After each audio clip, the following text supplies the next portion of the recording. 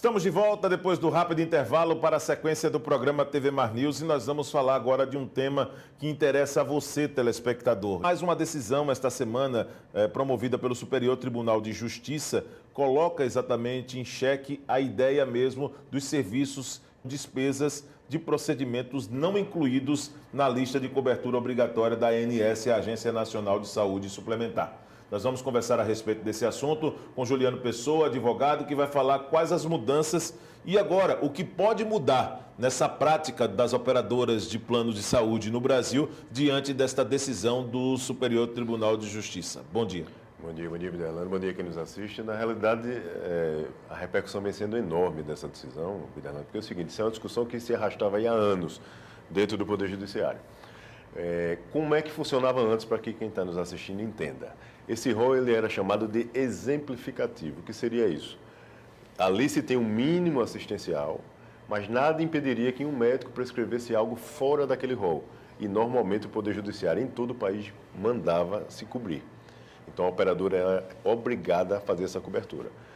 As operadoras começaram a questionar isso, dizendo que não se tinha previsibilidade contratual, bem como trazia insegurança jurídica, porque no curso do contrato ela era surpreendida para cobrir algo extremamente oneroso, muitas vezes, para ela.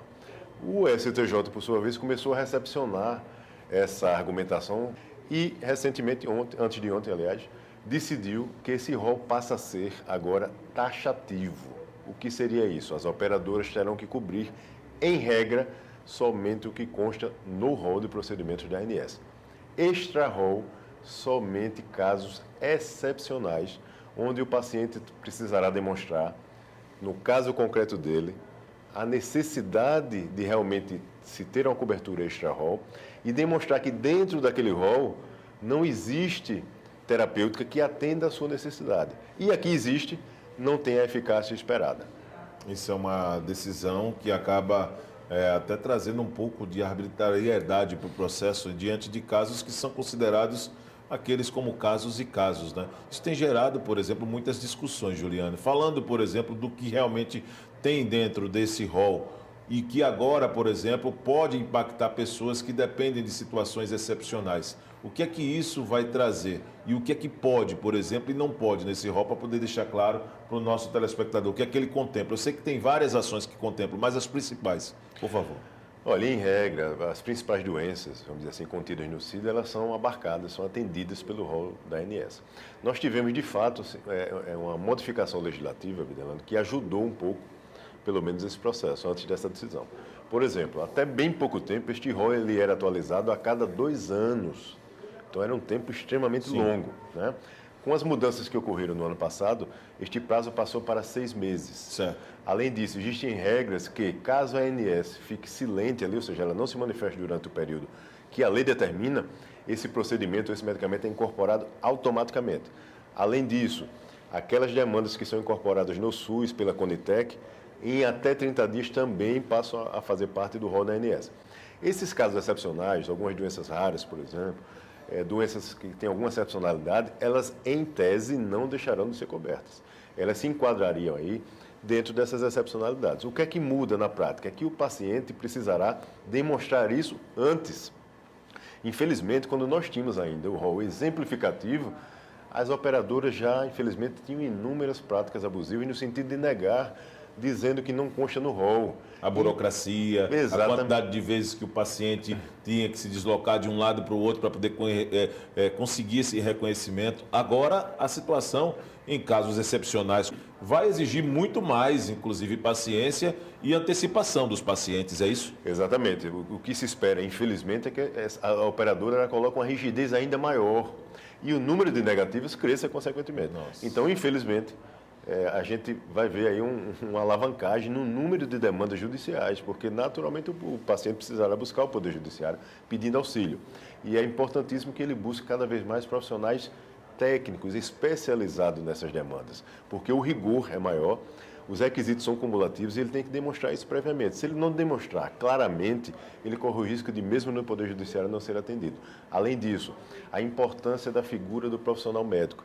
Vale destacar, Videlano, que até a autonomia do profissional médico foi mitigada nesse caso, né? Porque a partir do momento que o médico não pode prescrever algo que está fora do rol, E para fazer isso, ele tem que fazer o paciente se submeter ao que já consta no rol, para depois dizer que não funciona e por aí vai. Então, existe uma certa represando, vamos dizer assim, a autonomia do profissional médico. Mas a figura do médico será essencial, porque ele é que trará o embasamento científico. Então, os laudos médicos, os relatórios médicos, quanto mais detalhado for, quanto mais minucioso for, dizendo o porquê que aquele paciente necessita ser atendido extra-rol, fora do rol.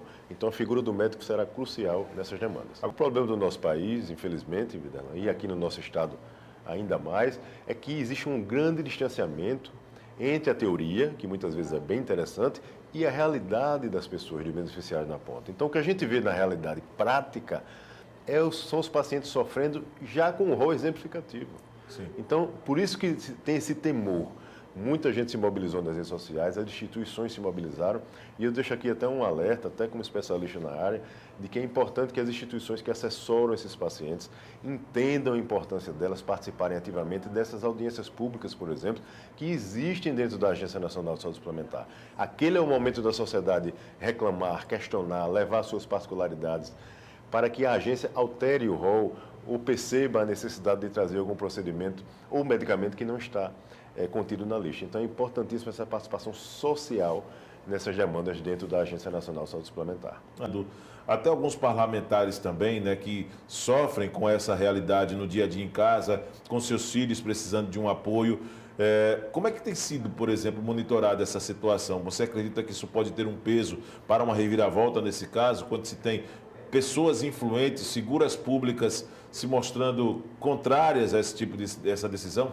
Eu diria que é muito importante, né? São pessoas que vivenciam na prática, como você destacou, e sofrem ali, sentem na pele com um filho, com um parente, ou às vezes até diretamente. Eu diria que é, no mínimo, interessantíssimo que essa discussão vá para dentro do Congresso Nacional. Ali os representantes dos estados e da sociedade precisam se aprofundar, de repente, mais em algumas questões, algumas particularidades, porque, como nós destacamos, a teoria ela é muito interessante, ela tem realmente um senso de coerência na decisão, em alguns pontos, tá? Sim. Mas a prática ela é muito distante disso. A prática é que as operadoras, em regra, negam praticamente tudo e o paciente, como você relatou, ele fica correndo atrás do prejuízo, além de suportar o ônus da doença, ele ainda suporta esses obstáculos que são criados pelas operadoras. Sim.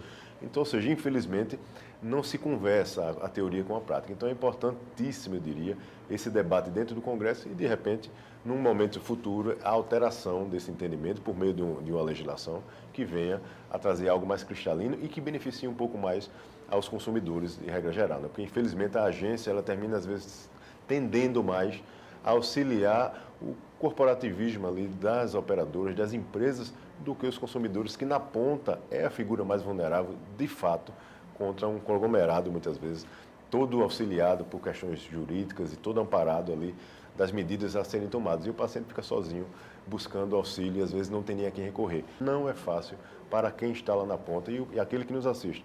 Tem plano de saúde e já precisou, sabe que é assim que acontece na prática. Uma pergunta sobre o rol. Vamos lá. De 2 em 2 anos, é isso que existem mudanças estabelecidas.